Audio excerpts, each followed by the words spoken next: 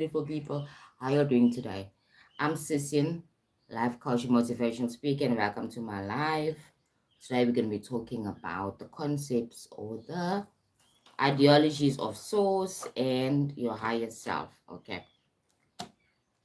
So we hear a lot of talks about source, higher self. What is higher self? What is source? What's the difference? Is it the same thing or is it two different things?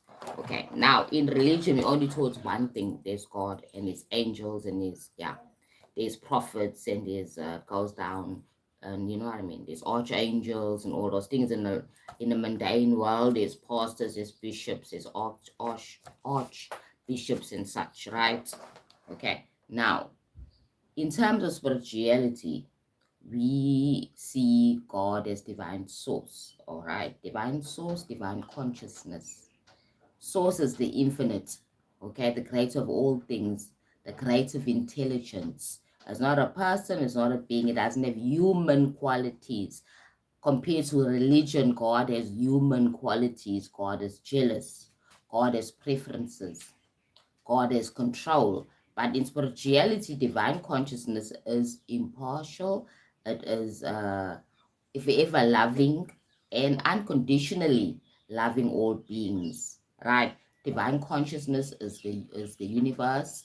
It is nature. It's all that exists. Divine consciousness is not judging, and it's not doesn't have any expectations, right? Divine consciousness is just what it is. It is the all. It is oneness. It's divine energy. When something is divine, it allows flow. It allows for freedom of choice. So in spirituality, we have freedom of choice, right? To live the way you want to live, to experience this game of life the way you feel fit to actually experience it. But in religion, the God of the Bible is harsh, has 10 commandments, wants you to live accordingly to those 10 commandments to please it. Okay. It has human qualities, it has jealousy, it's a jealous God, as it says in the Bible. But in spirituality, source, the creative energy, divine source, divine intelligence doesn't have human qualities. It's just what it is. It's the all.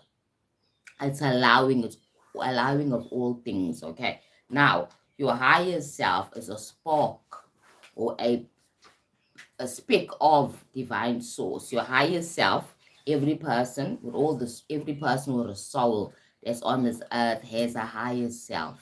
That higher self is the infinite part of you being the physical being, okay? That higher self is the individualized aspect of source, that energy, that vibration.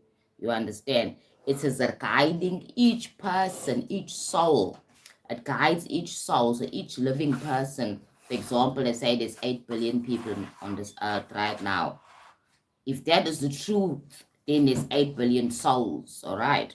So the version of you who knows your highest part, your lessons you're here to learn, and also your purpose, your core purpose. Because you might have many purposes, many things that you need to get done here, but you have one core purpose. So that core purpose, right, is linked to all the things that you now actually getting involved in, so-called purposes. You are right, so you have a skill. So your purpose is normally linked to the skill that you have, right? And your higher self knows that you have forgotten, right? So you have a guidance. So let's call your higher self the guidance. The higher self has a direct connection to the source. You have a direct connection to your higher self, right? You understand? Because that is a representation of you in on a higher level, not in a physical mundane way. You understand? So your higher self is asking, waiting for you to awaken, right? So the awakening is the process of remembering who you are, remembering that you're not just this body, that you're not this identity, this political human identity. You're more than that. You're a soul. So if you look at the film The Matrix, you can actually see some you can correlate it, you can actually compare it to Neo's awakening process. Okay.